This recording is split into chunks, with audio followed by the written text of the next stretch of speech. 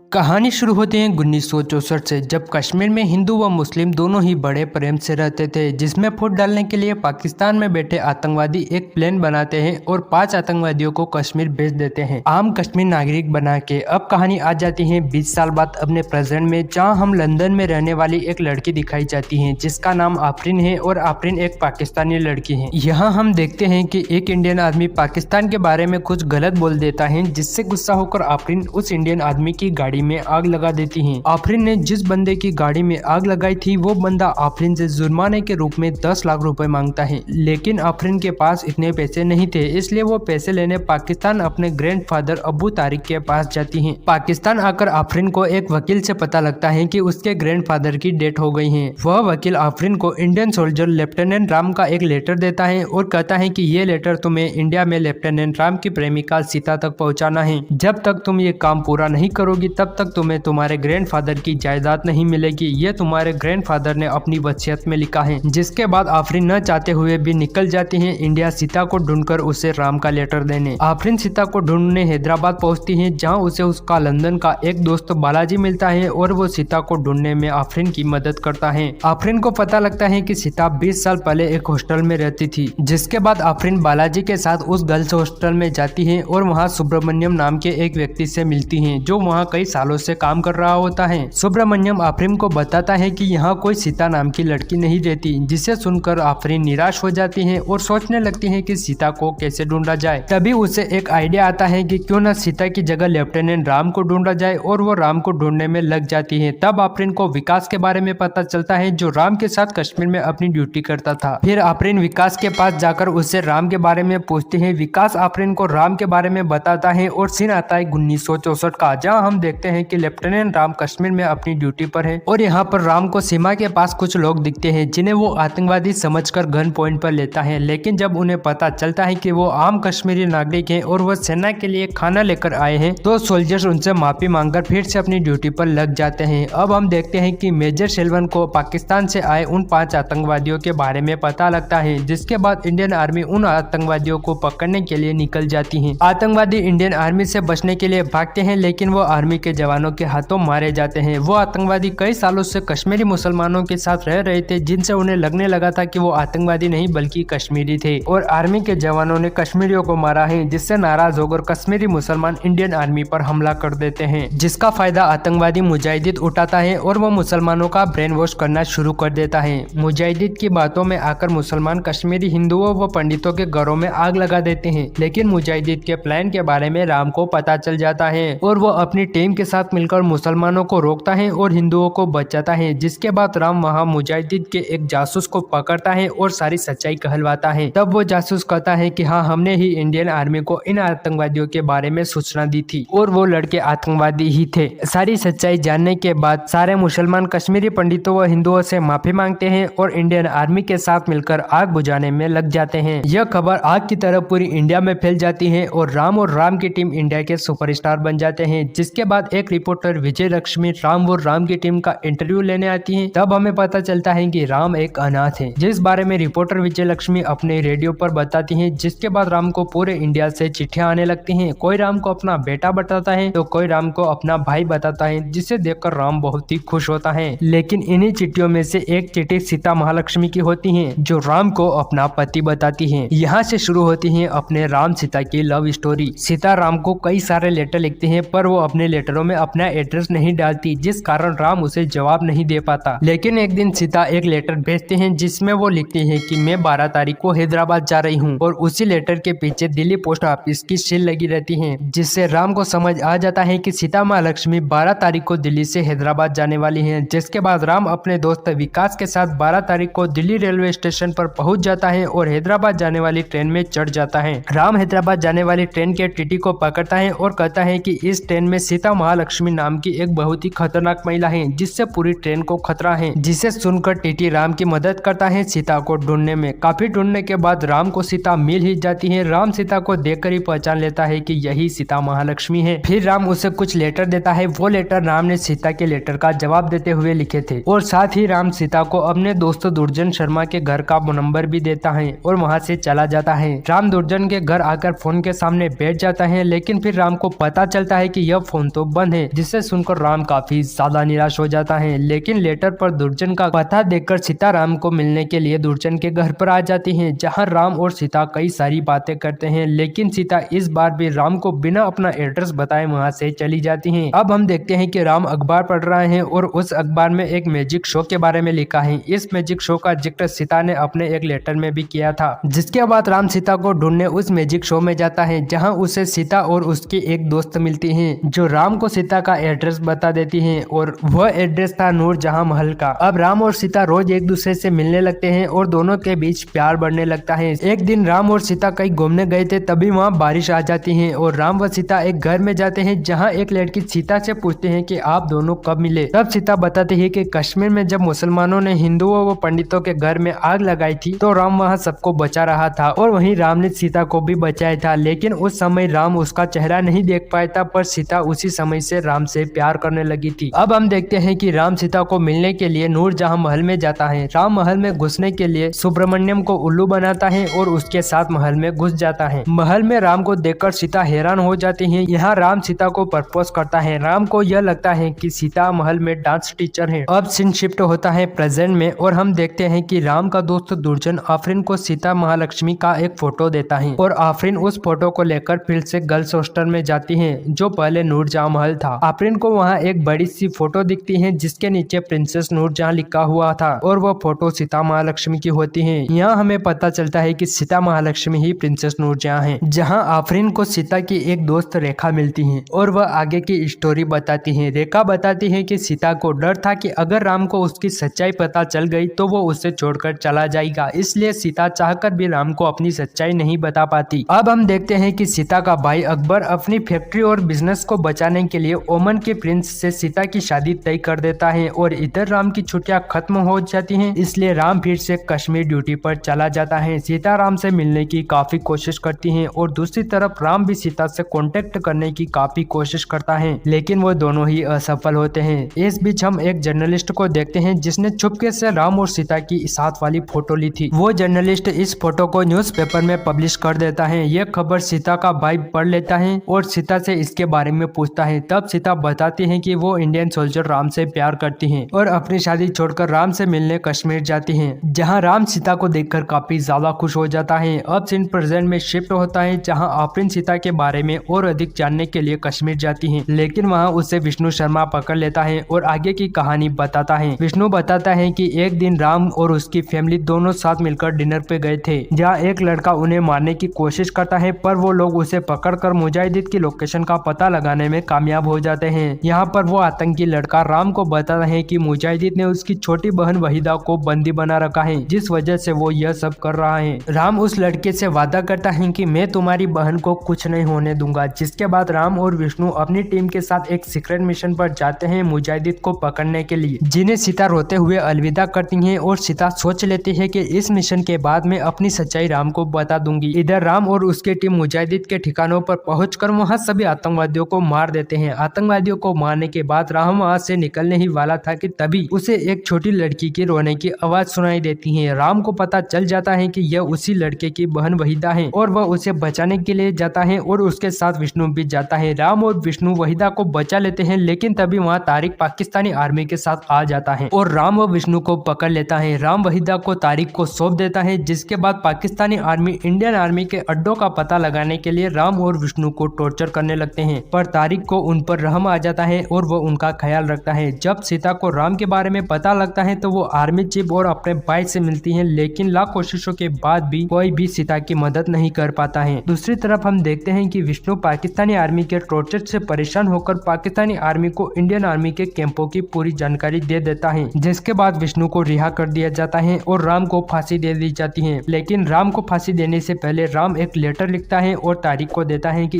इस लेटर को सीता तक पहुंचा देना। पाकिस्तानी आर्मी विष्णु के बताए हुए ठिकानों पर हमला करके इंडियन आर्मी के कई सारे जवानों को मार देती है, जिसका इल्जाम विष्णु राम पर डाल देता है और उसे देशद्रोही साबित कर देता है। अब कहानी फिर से अपने प्रेजेंट में आ जाती है और विष्णु आफरीन को बताता है कि इस सब की वजह तुम ही हो, तुम ही वो बच्ची हो जिसे बचाने के चक्कर में हम पकड़े गए थे। जिसे सुनकर आफरीन एकदम शॉक हो जाती है। यहाँ हमें पता चलता है कि वहीदा ही आफरीन है। आफरीन विष्णु की कैद में थी, लेकिन बालाजी वो लेटर कश्मीर में सीता को ढूंढकर उस तक पहुँचाने में कामयाब कामयाब हो जाता है। जब सीता वो चिट्ठी पढ़ती है तो विष्णु की सच्चाई सबके सामने आ जाती है। इस चिट्ठी में राम ने अपनी बेगुनाही का सबूत दिया है और साथ ही में एक न्यूज़पेपर की कटिंग भी दी है जिसमें राम और नूरजहां की खबर छपी हुई है। यानी कि राम को तभी पता चल गया था कि सीता ही नूरजहां है जब नूरजहां की फोटो अखबार में छपी थी। यह चिट्ठी मिलने के बाद विष्णु शर्मा की सच्चाई सबके सामने आ जाती है, जिसके बाद विष्णु आत्महत्या कर लेता है। अब आफरीन और सीता मिलती हैं, तब सीता को पता लगता है कि राम अब जिंदा नहीं है। अब हम देखते हैं कि राम पे से देशद्रोही का कलंक हट जाता है और उसे पूरे सम्मान के साथ सम्मानित किया जाता है और फिर मूवी यहीं पर खत्म हो जाती है। तो दोस्तों यह थी सीतारामम मूवी की कहानी। आपको सीताराम मूवी की लव स्टोरी कैसी लगी हमें कमेंट सेक्शन में जरूर से बताएं और ऐसी ही मजेदार स्टोरीज हर रोज सुनने के लिए चैनल को सब्सक्राइब कर लीजिए और वीडियो को लाइक व अपने सारे दोस्तों के साथ जल्दी से शेयर भी कर दीजिए। मिलते हैं जल्दी एक और ऐसी ही इंटरेस्टिंग वीडियो के साथ, तब तक के लिए धन्यवाद।